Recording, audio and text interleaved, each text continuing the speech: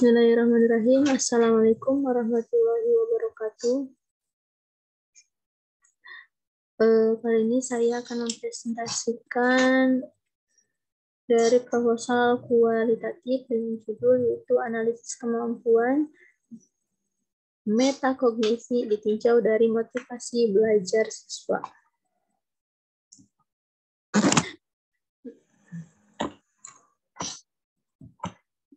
Yang pertama yaitu pendahuluan. Yang pertama ada latar belakang masalah. Larkin menyatakan pengetahuan metakognitif adalah pengetahuan seseorang mengenai kondisi pemikirannya, mengenai kondisi pemikiran yang lain, atau mengenai pemikiran secara umum. Kemampuan metakognitif ini merupakan kemampuan pengendalian dan pengaturan proses berpikir dan menyadarinya secara baik. Kemampuan metakognitif dan pemecahan masalah memiliki hubungan yang positif, yaitu semakin baik kemampuan metakognitif seseorang, maka semakin baik juga seseorang dalam memecahkan masalah. Matematika identik dengan pemecahan masalah, dan motivasi belajar merupakan sesuatu yang memberi dorongan terhadap siswa untuk belajar. Hofer dan Pintrick menyatakan bahwa semakin pembelajar menyadari metakognitif mereka, maka akan semakin baik pula proses belajar dan prestasi yang dicapainya. Dari Hofer dan Pintrick, kita mengetahui bahwa proses dan prestasi atau hasil belajar dipengaruhi oleh kesadaran metakognitif. Kesadaran yang menyatakan bahwa seseorang berpikir tentang pikirannya yang biasa dikenal dengan kemampuan metakognitif. Berdasarkan uraian yang telah dipaparkan, maka peneliti tertarik untuk melakukan penelitian dengan judul analisis kemampuan metakognisi ditinjau dari motivasi belajar siswa. Penelitian ini diharapkan dapat menjadi kajian yang mendalam mengerti. Selanjutnya yaitu ada rumusan masalah. Yang pertama, bagaimana kemampuan metakognisi siswa. Yang kedua, bagaimana motivasi belajar siswa. Dan yang ketiga yaitu bagaimana kemampuan metakognisi ditinjau dari motivasi belajar siswa. Yang selanjutnya ada definisi operasional. Yang pertama ada analisis. Menurut KBBI dalam jaringan, analisis adalah penyelidikan terhadap suatu peristiwa atau karangan perbuatan untuk mengetahui keadaan yang sebenarnya, sebab musabab, duduk perkaranya. Secara umum, analisis ialah kajian yang dilaksanakan terhadap sebuah objek secara mendalam. Dalam penelitian ini, analisis yang dimaksudkan adalah penguraian kemampuan metakognisi ditinjau dari motivasi belajar siswa.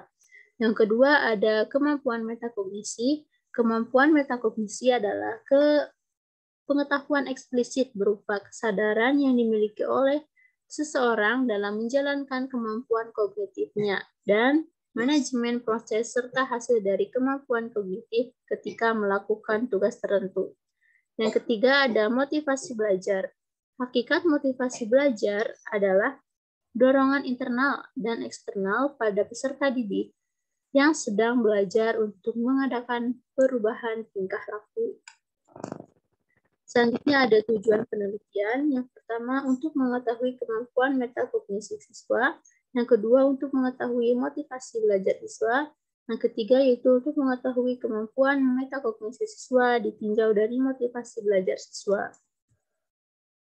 Yang selanjutnya ada manfaat penelitian. Yang pertama ada manfaat secara teoritis. Penelitian ini diharapkan dapat memberikan sumbangan pemikiran mengenai kemampuan metakognisi siswa dengan ditinjau dari motivasi belajar siswa. Yang kedua ada manfaat praktis.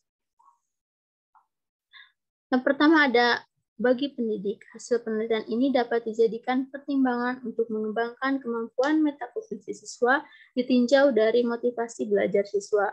Yang kedua, untuk peserta didik, instrumen penelitian dan hasil penelitian ini dapat digunakan untuk mengetahui dan meningkatkan kemampuan metakognisi siswa, sehingga prestasi yang dimiliki akan meningkat.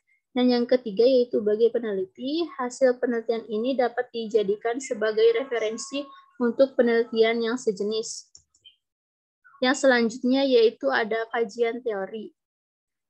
Yang pertama untuk analisis.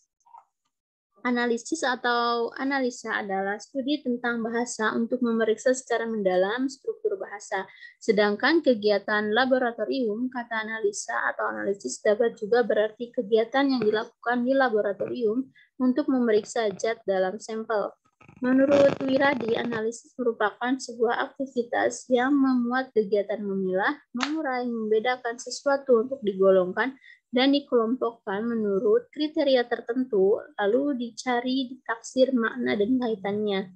Analisis ini dilakukan terhadap sesuatu yang ingin diketahui atau dipahami lebih dalam. Menurut Wiradi, untuk mengetahui dan memahami sesuatu dengan cara yang mendalam bisa dilakukan berbagai kegiatan seperti memilah, mengurai, dan mengelompokkan, menggolongkan serta menggolongkan sesuai dengan kriteria yang dimiliki sehingga akan terlihat dengan jelas perbedaan dari setiap kelompok-kelompoknya. Dengan begitu, kita bisa menganalisis bagian-bagian atau kelompok-kelompok tersebut dengan lebih mudah dan tertata. Yang kedua yaitu ada kemampuan metakognisi. Kemampuan metakognisi memiliki peran penting dalam proses pembelajaran pada peserta didik. Nah, kemampuan metakognisi menjadi salah satu faktor internal yang mempengaruhi hasil belajar siswa, seperti dikemukakan oleh Clark bahwa hasil belajar siswa di sekolah 70% dipengaruhi oleh kemampuan siswa dan 30% dipengaruhi oleh lingkungan.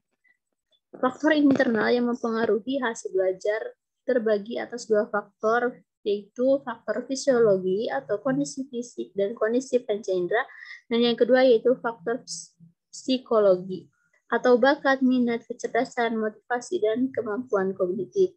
Yang selanjutnya ada motivasi belajar. Motivasi belajar merupakan salah satu faktor yang mempengaruhi terhadap proses dan hasil belajar peserta didik. Motivasi merupakan aspek yang penting terhadap kemajuan peserta didik. Dengan adanya motivasi belajar, peserta didik akan lebih percaya diri dan optimis dalam menghadapi segala sesuatu dalam proses belajar. Motivasi belajar mampu memberikan arah tujuan yang jelas bagi subjek yang sedang melakukan pembelajaran, sehingga pembelajaran akan berlangsung tanpa ada keraguan-keraguan. Nah, motivasi ini tidak dapat terlihat oleh panca indera, hanya saja motivasi ini mampu mengubah tingkah laku subjek sehingga akan terlihat perbedaan antara subjek yang memiliki motivasi dan subjek tanpa motivasi. Sehingga untuk melihat hasil dari motivasi peserta didik atau mahasiswa dalam proses belajar dapat ditunjukkan dengan nilai raport atau indeks prestasi kumulatif.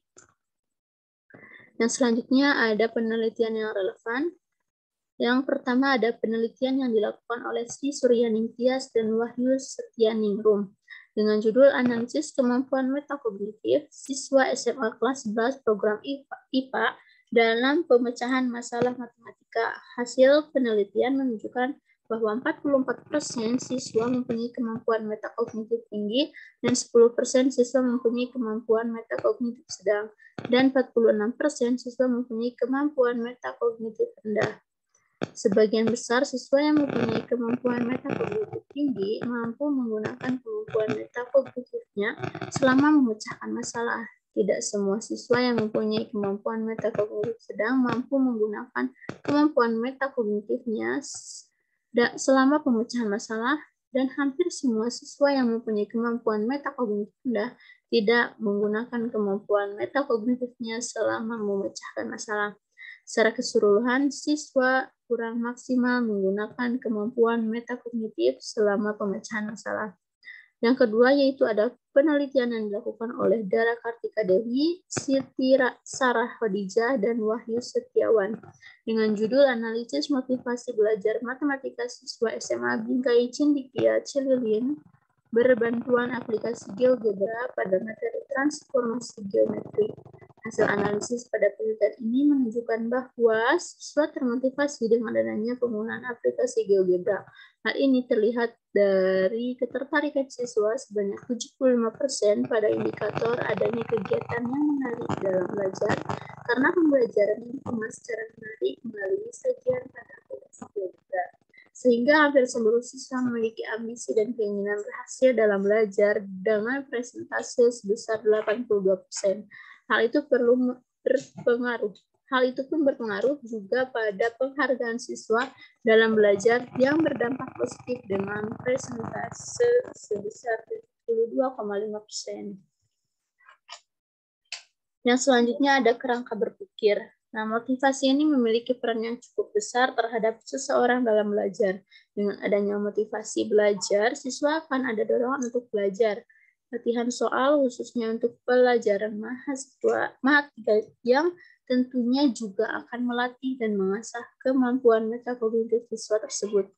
Sehingga dalam penelitian ini akan kita lihat kemampuan metakognitif jika ditinjau dari motivasi belajar.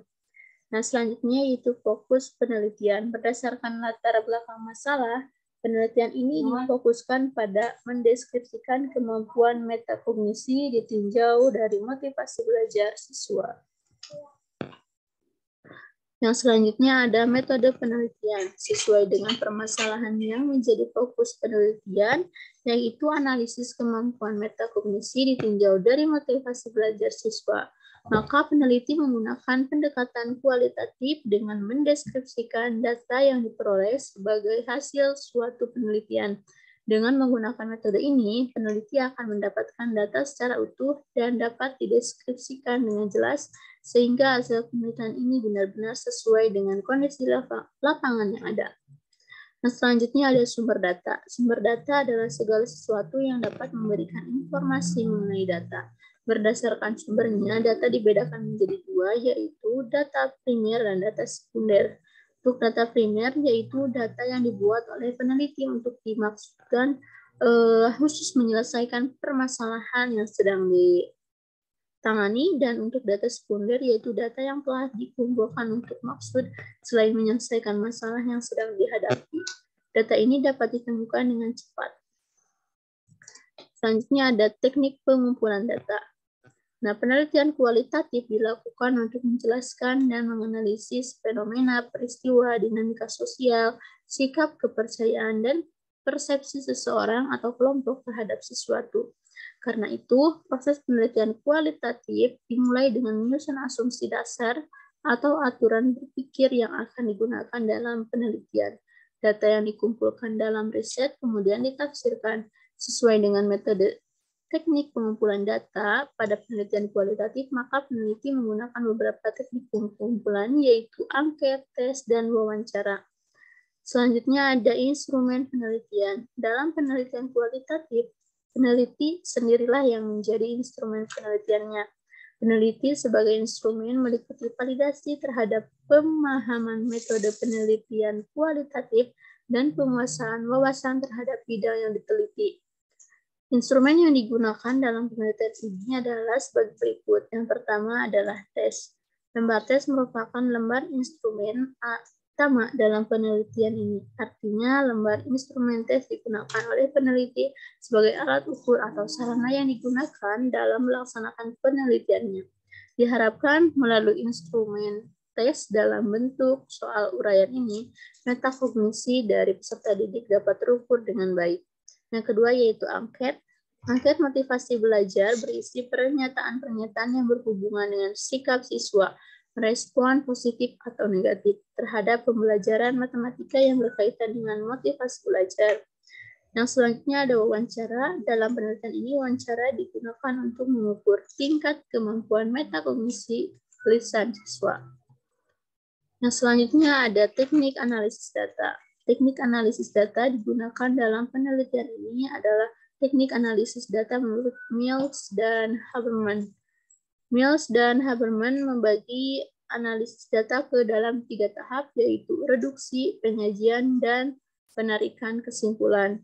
Selanjutnya adalah waktu dan tempat penelitian. Penelitian ini dilakukan pada bulan Mei 2022 tentang tempat penelitian ini adalah di SMA Negeri 1 Dayaluhur. Penelitian ini akan dilaksanakan pada 2 kelas 11 SMA Negeri 1 Dayaluhur. Nah, terima kasih. Sekian yang dapat saya sampaikan. Wabillahi taufiq wal hidayah. Wassalamualaikum warahmatullahi wabarakatuh.